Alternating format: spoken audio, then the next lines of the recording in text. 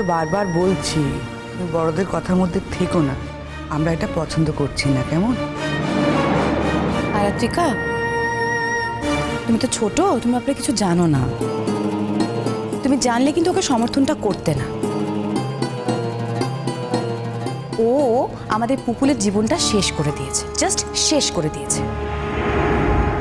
প্রথম কথা মা, আমি ছোট নই। একজন বিবাহিত মেয়ে আর যাই হোক না কেন, ছোট মনে করা তাকে উচিত নয়।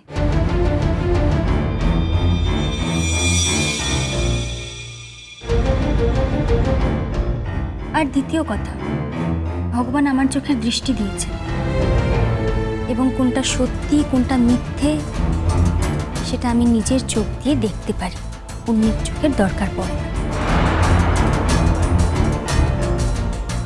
আপনারা বললেই যে আমি অন্ধের মতন আপনাদের কথা মেনে নেব, সেটাও তো নয়।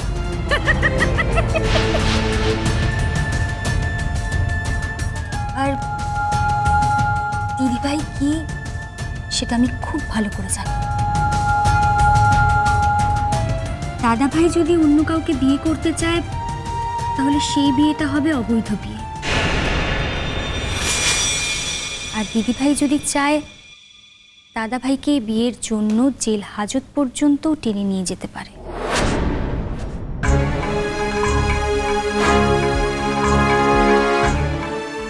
দিদিভাইয়ের মতো মানুষ বলেই দাদাভাই এই বিয়েটা করার জন্য সাহস দেখাচ্ছে।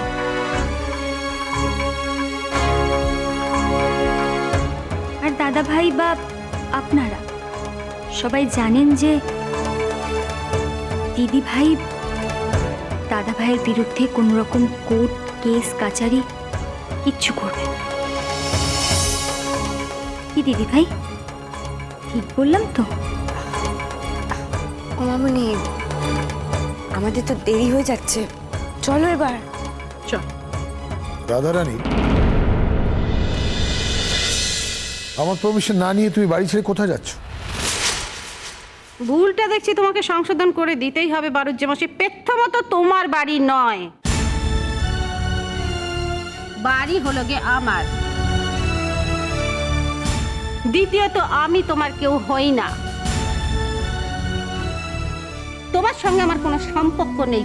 কোনো অপরিচিতকে বলতে আমি বাধ্য নই যে আমি কোথায় যাচ্ছি আর না যাচ্ছি। আজ যা কয়েছো এমন ভুল যেন আর কখনো না হয়, কথা আমি বলে দিলুম, বুঝেছ? এখন মা চলে আয়।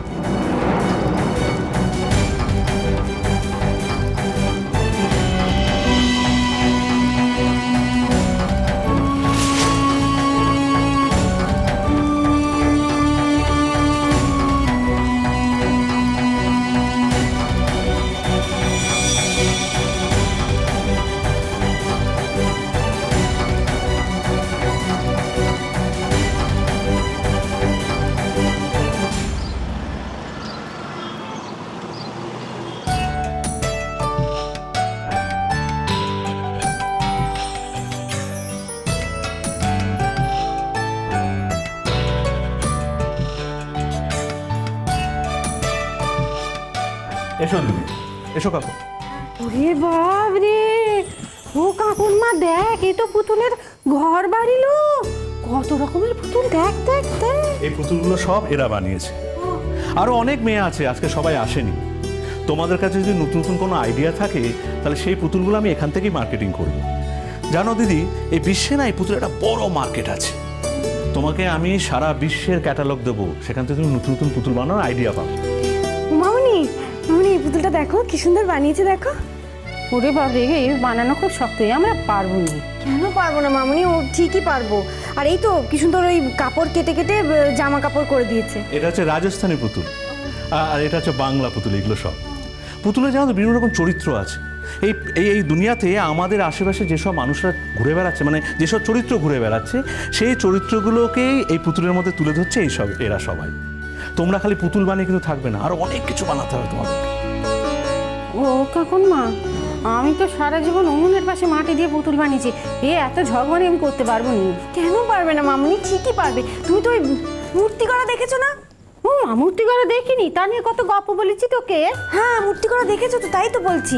তুমি যখন মূর্তি করা দেখেছো তখন এই পুতুল কেন, তুমি মূর্তি ঠিকই বানাতে পারবে। হ্যাঁ হ্যাঁ আমি বলি কি দিদি, পুতুল গড়া দিয়ে শুরু করো। পুতুল গড়ার পাশাপাশি তোমরা মায়ের মূর্তি করো। তোমাদের মধ্যে যেসব শক্তি আছে সর্বশক্তি দিয়ে মায়ের মূর্তি করো। এমন মূর্তি করো এর আগে যেন কোনোদিন এরকম মূর্তি কেউ করতে পারেনি। ও ভাই, তুমি কেমন ধারে কথা বলতেছো গো? আমার গায়ে কাঁটা দিচ্ছ কাকুর মাথা। কেমন ভাই কথা বলতেছো, আমার গায়ে কেমন কাঁটা দিতেছে। সত্যি সত্যি ডাক্তারবাবু, আপনি তো আমাদের কাছে ভগবানের মতো। সত্যি এর আগে আমাদের তো কেউ বলেনি যে আমরাও কিছু করতে পারি।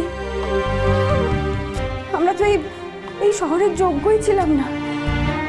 এই শহরের আদব কায়দা জানি না, আমরা কোনো কাজ জানি না, আমাদের এমন কোনো গুণ ছিল না যেটা দিয়ে আমরা এই শহরের মানুষ হতে পারি।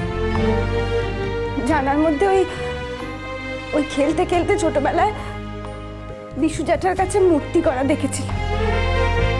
আর সেইখানেই বিশু জ্যাঠার হাতেই আমার মূর্তি করার তালিমও হয়েছিল।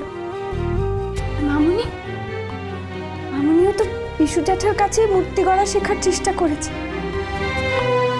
আর জীবনের কেমন লীলা খেলা দেখো, আমাদের দুজনকে একই জায়গায় একই অবস্থায় এনে ফেলেছে।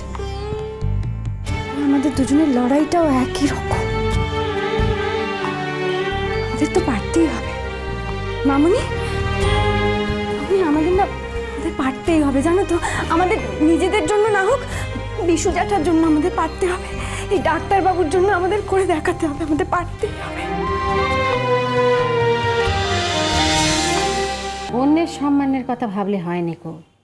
অন্যের সম্মানের কথা ভেবে লড়াই করলে সে লড়াইয়ের জোর থাকেনি। নিজের সম্মানের কথা ভেবে লড়াই করতে হয়, তার মধ্যে জোর থাকে। তুই ঠিক বলেছিস কাকন, আমরা পারবো নি মানে আমরা ঠিক পারবো, দেখিস।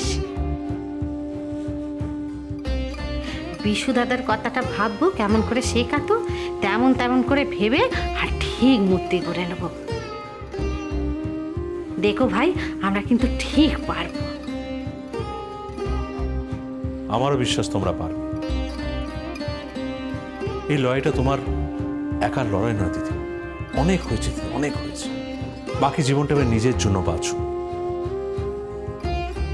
লড়াই করে কাউকে দেখাতে হবে না। নিজের স্বীকৃতির লড়াই, নিজের পরিচয় তৈরি করার লড়াই। তোমরা যদি এই লড়াইটা জিততে পারো, এই জেতাটা খালি তোমাদের একার হবে, আমারও হবে। এই দেশের এইসব মেয়েদের জন্য আমি অনেকদিন ধরে লড়াই করছি দিদি। এই লড়াইতে কেউ লড়তে চায়, কেউ লড়তে চায় না।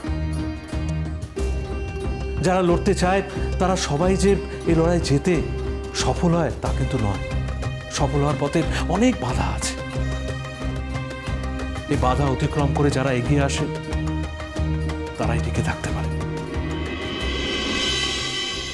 জানো দিদি, এরা যে মুখ বন্ধ করে কাজ করছে না, দিনের শেষে এরা আমার কাছ থেকে পয়সা নিয়ে যায়।